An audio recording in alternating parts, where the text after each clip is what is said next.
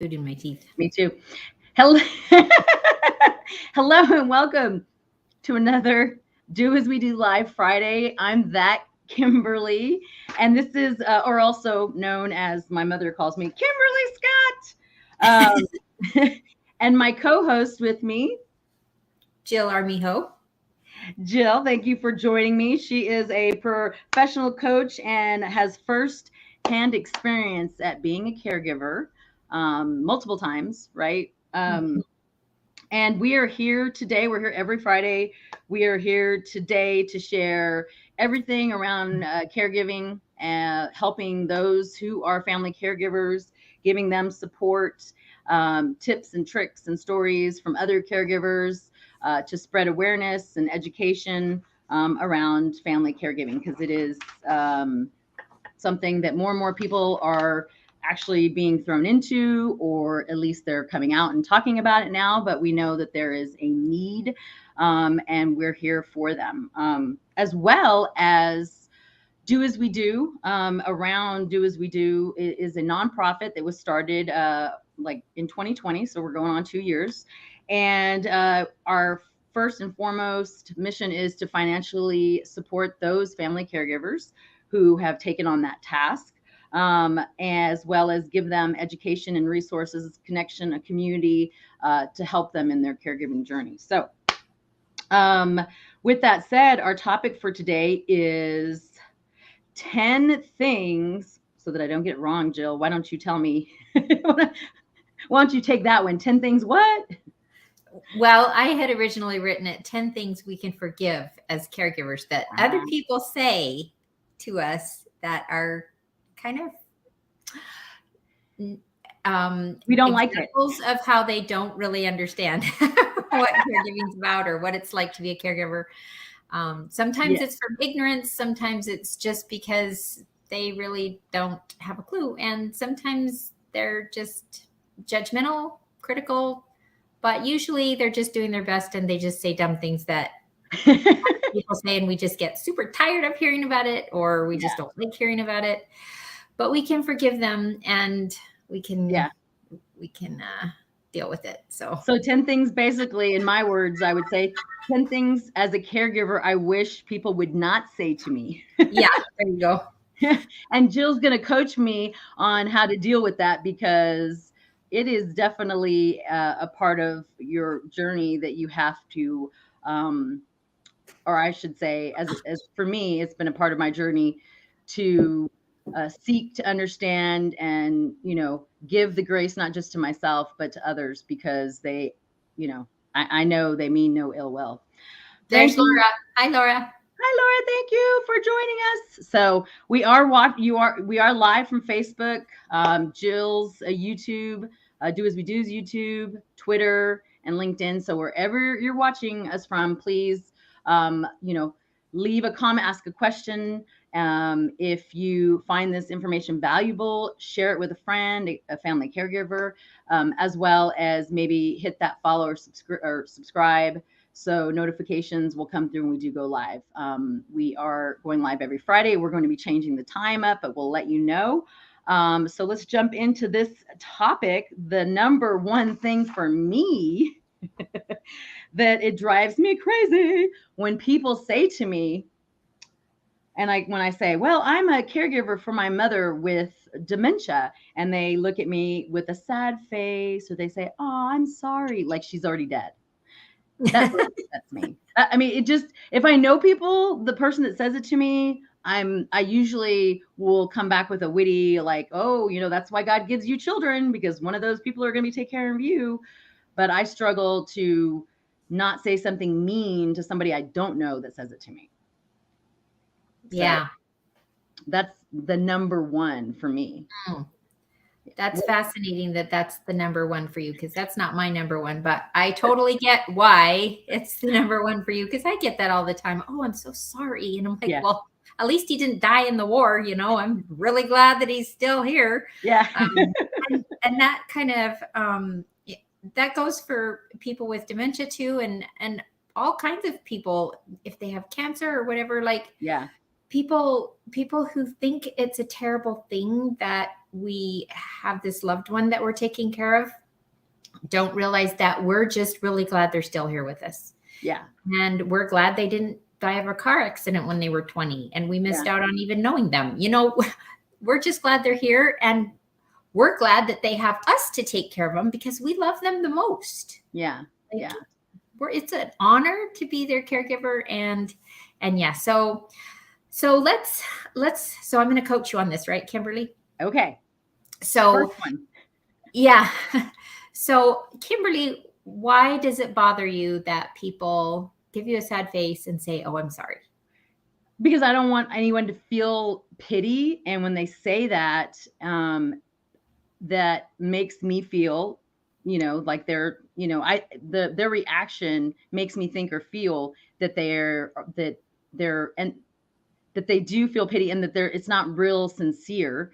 And two, that they're uneducated to think that they're not going to need some sort of help in their last 2 years. I mean, there's studies that everybody is going to need in their last 2 years of life, going to need some sort of assistance, whether you have no disease and you live to 100, from 98 to 100, you're going to need some help, people. Yeah. So let's go back to the first thing you said, that they feel pity. Mm-hmm. Why is it a problem for you if someone else feels pity for you? It just makes me feel uncomfortable. It does? Yeah. Are you sure that their pity makes you feel uncomfortable? That's a good question.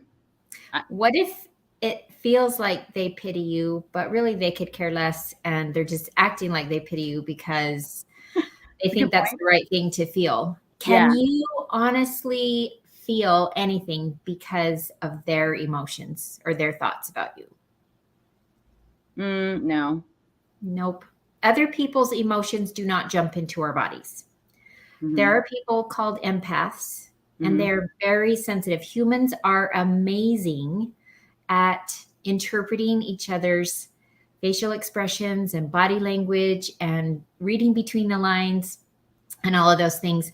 So we have, and some people are better at it than others. And people who are empaths are super, super good at reading other people. Mm-hmm. But they still are not a part of their brain. Mm-hmm. There's that energy going back and forth, but they are not in their brain. They are not in their bloodstream. They are not feeling their hormones racing through their bodies and those stomach acids churning. Those are the manifestations of our emotions. Mm-hmm. And so we do not feel each other's emotions. So if somebody has pity for me and I don't know them, am I going to feel their emotion? No. I only feel somebody else's emotion when I imagine that I do. And that's okay. Like when we feel like somebody is hurting, we hurt too because we love them. Yes.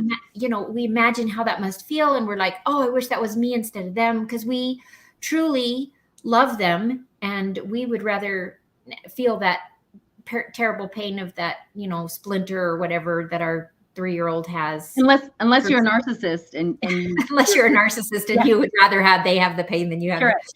So you're right. But the point is, if that person has pity on you, that has no power to make you feel anything. Yeah, absolutely. I mean, that's a good point. It is. And I know I'm just in my head and we all are. Yeah. And I need to lead with that grace. Like, it's because they don't know, I shouldn't. And it's easier. It's getting easier each time. And like I said, when people that I know, I come back with a smile and a witty, very like, hey, one of your children is going to be the one that takes care of you. God gives you children for this reason, but yeah, I do know that it is, I'm just being, I'm just in my head. It's silly. Yeah. I shouldn't feel that way, or think that way. I should say, but, it's a process. And it's better if you don't say I shouldn't. You're allowed to feel and think however you want. It's just powerful to realize what we're thinking and to decide whether we really want to think that. Like if I look at somebody and they're giving me a pitiful face and I think, oh, they have pity on me, I get to decide whether it's going to bother me or not. Well, of Yeah. course they have pity on me. They don't love my husband like I do. Yeah. They wouldn't want to take care of him. Of course they have pity on me. I would have pity on them if they were taking care of somebody that was impossible, like my husband and I didn't love their person too. Yeah. So we get to think about it however we want, Yeah. but we should never tell ourselves that we should or shouldn't think or feel a certain way. We should just look at our emotions, just notice them, notice our thoughts, and The then why. decide if we want to keep them or not. Okay. That makes a lot of sense. I do it with everything else. I don't know why I don't do it with that, but It's a one thing at a time sort of thing. I yeah. use this model on myself all day, every day. Mm-hmm. Yeah, for sure. 100%. Okay. The next one is when I say the word dementia and they assume it's Alzheimer's. Like, this doesn't bother me as much as it used to when I would say dementia, because in the beginning they diagnosed her with early onset dementia.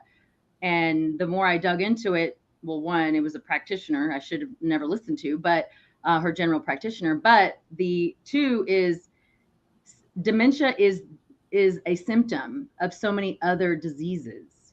Mm-hmm. And I, used to really, because like the Alzheimer's was like meant death to me, right? Because there's no cure.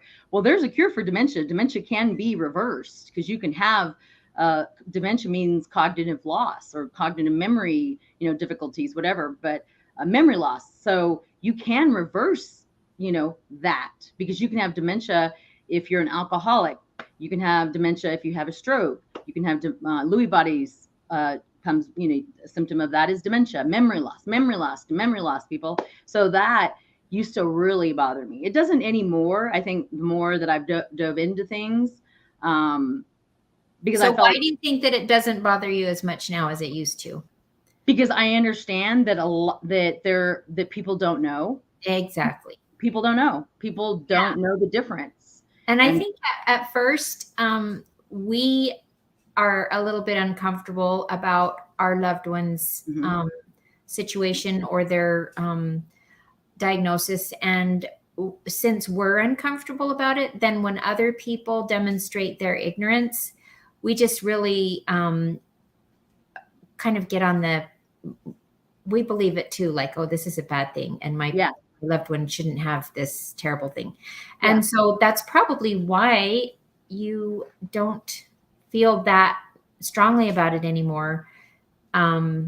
You aren't ashamed of anybody for having dementia, and you know that it's just a thing and you're okay with it, and it's part of life, and it's reversible, and there's all kinds of things. And so when somebody else demonstrates their ignorance, you don't have to get all hot and bothered about it.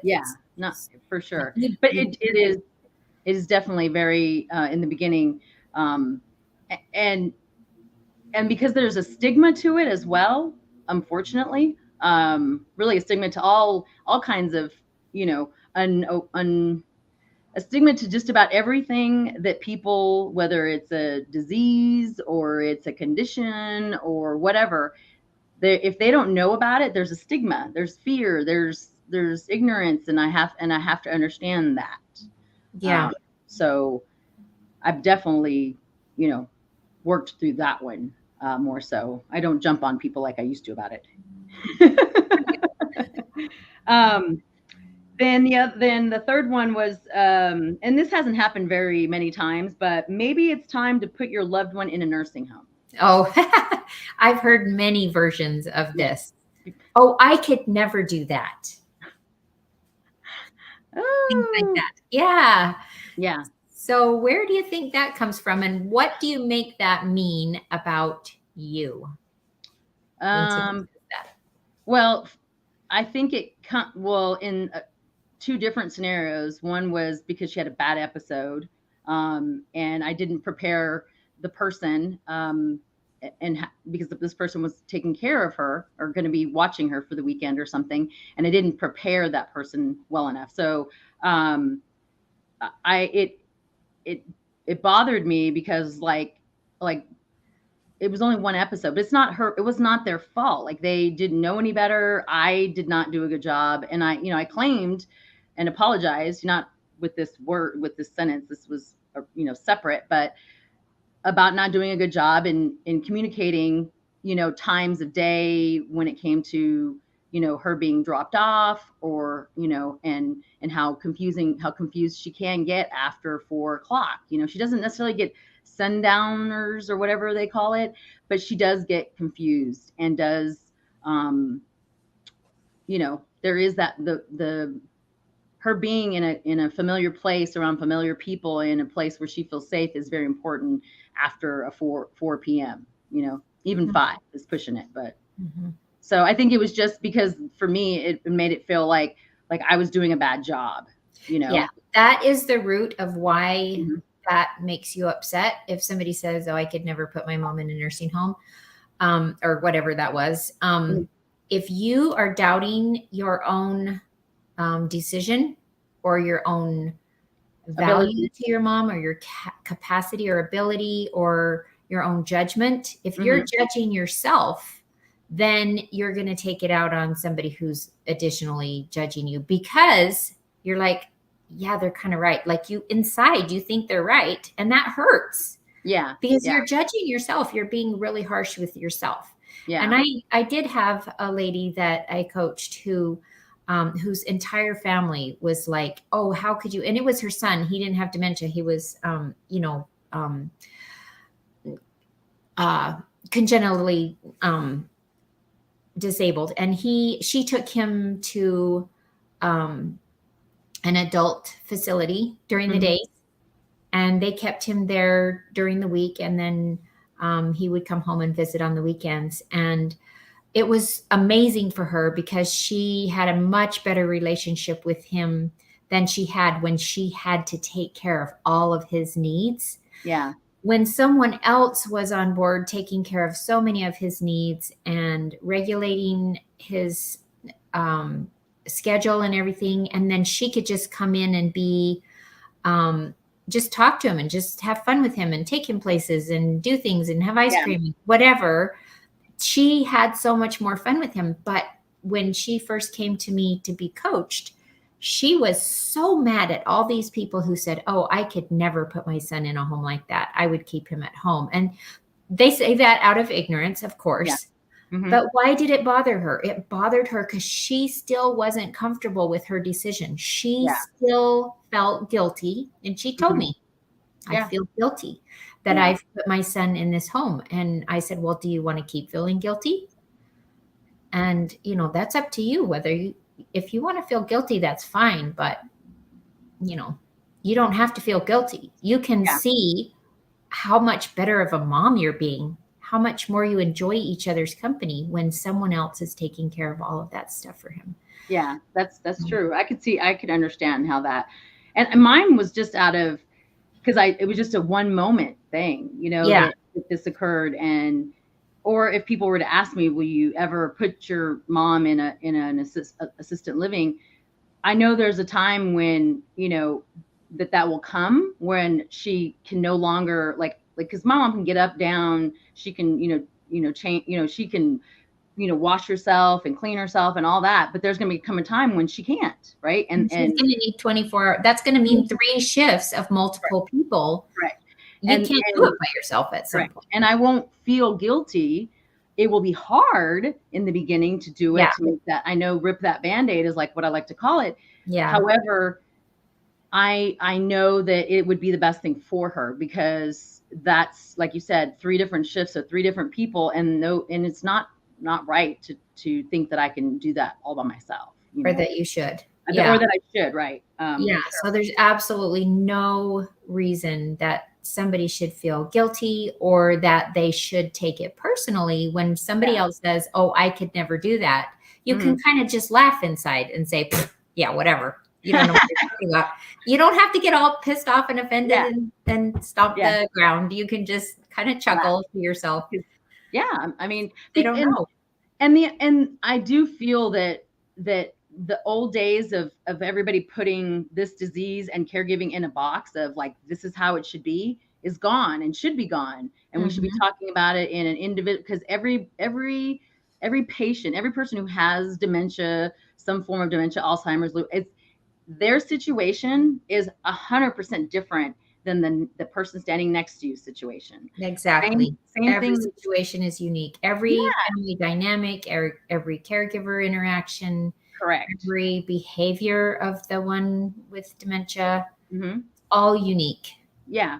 And so, and preaching that, like standing strong to that is really what I am about, and why I'm so vocal about what I do, because I want people to understand that my way is not the perfect way, and I'm not following I'm just doing what's best for my mom. And I want but I want others to know, maybe if there's something that I've done, or something, like if I can share my experience and you can take from it, then take what you can from it, and throw away the rest, right? Like I see so many different caregivers online, through social media, especially the Gen Zs, just doing it differently. And it's amazing how they're doing these things. And they even have their own opinions and what they feel and think. And, they don't like certain things. And I get it, because I'm the same. I don't want somebody telling me about, like one of the other things is I've had, what was the other one? When they ask me about, oh, you should just do this, right? And if I haven't asked them and they think, that's number 4, you should just do this, because it worked for their loved one, instead of asking me like, can I give you some, can I, give you some advice, or can I tell you what I did? This? Yeah. Or, or have you tried this type of thing? Yeah. Using, have you tried this? No, instead of just do this, like, right. And they haven't ever even, they've never been a full-time caregiver to a family member. They saw someone else do it, or they know someone else that did, or they have been a caregiver, or they have that problem themselves. And they're like, I've had so many people over the years advise me about what I should do with my husband. And at first it used to get me super, super uptight. And now I just say, okay, thank you. or like, whatever, just like, I'll take that under advisement, because I know they just meant well. And they're not going to follow up with me. I don't have to report to them. So for sure. It doesn't matter that they told me something that I maybe did try, or I don't want to try, or I can just tell them, that's not a thing, or whatever. That's not really going to happen. I don't know what you were thinking. No, it's definitely something that is comical sometimes, and I have to chuckle, because if they think they know, and I know I'm meeting them with that grace of, I know they're just trying to be nice and offer some, but I wish they would have you tried this, or do you mind if if they don't know me, definitely be like, do you mind if I share something with you, instead of just making it so direct, because it's just does come off very, I don't even know what the word would be, but it's irritating.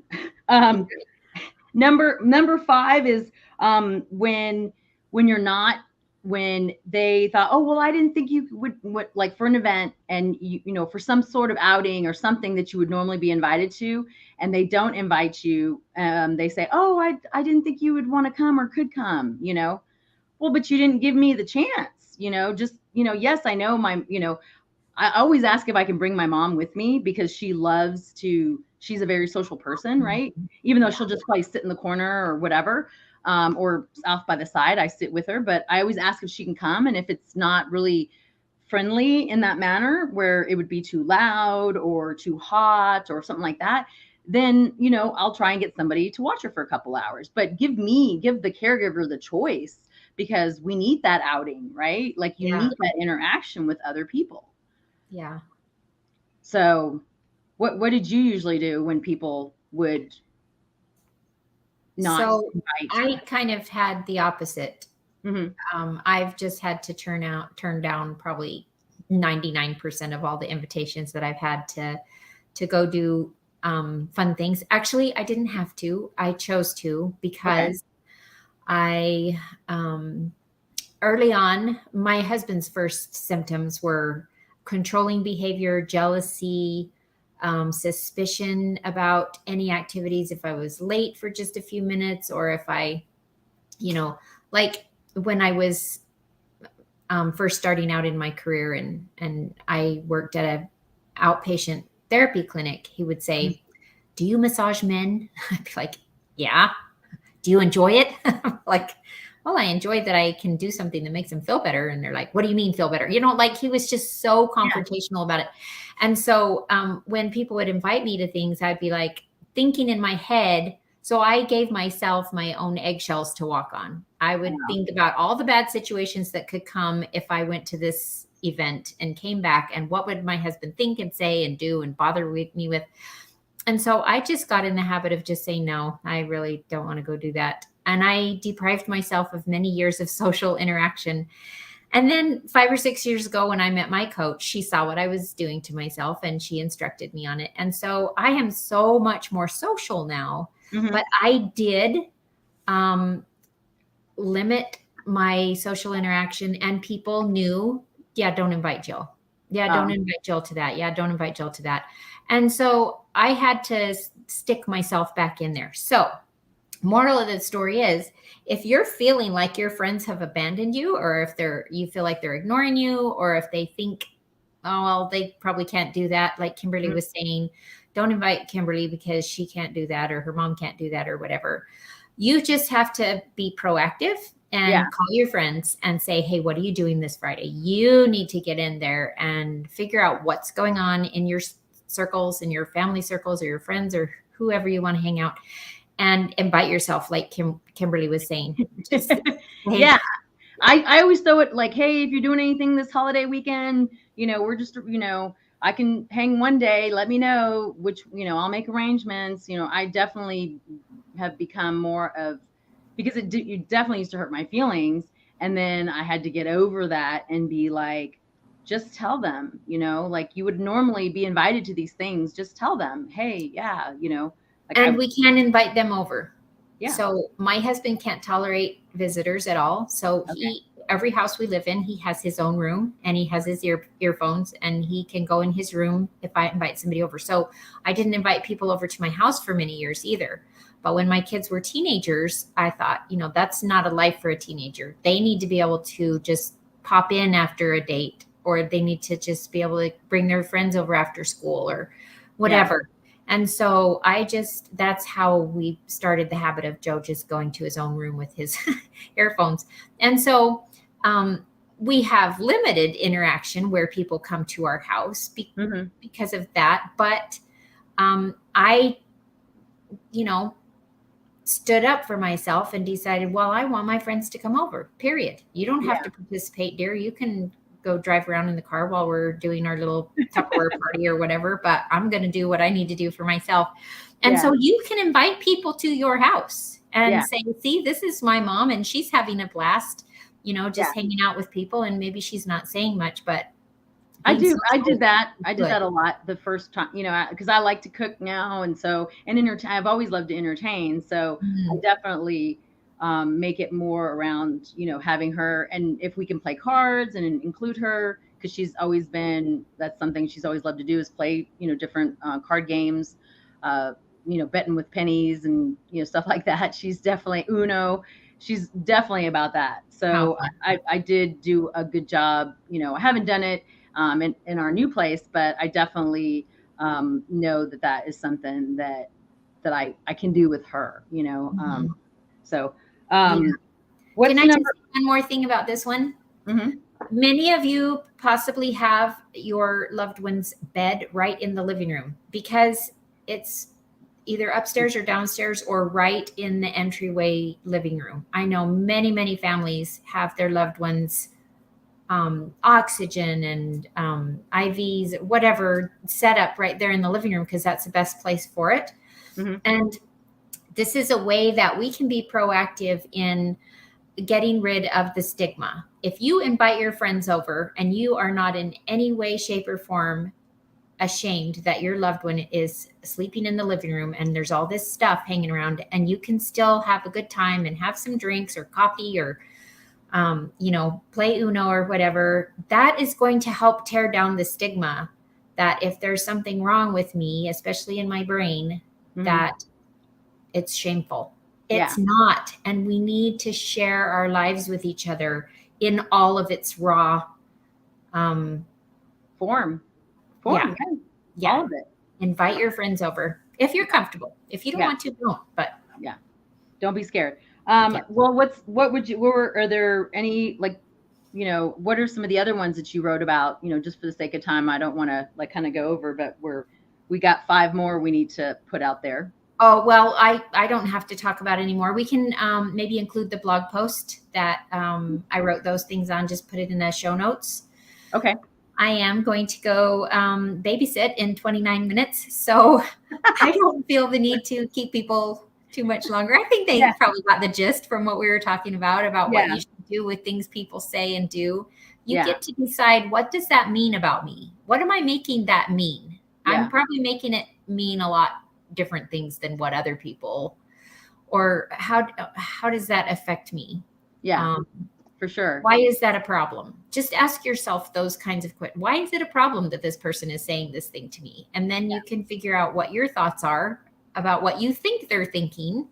You can decide if you want to hang on to that or ditch it. Take out a pen, journal it, so that way the next time maybe keep track of them, because it's important to process as a caregiver your feelings of being a caregiver through this entire journey. Because if you don't and you leave them stuff down, it is the work, like it's just going to eat you from the inside out. So that's my 2 cents. Jill, or you can also reach out to Jill. I'm going to throw up her social media and ways to contact her.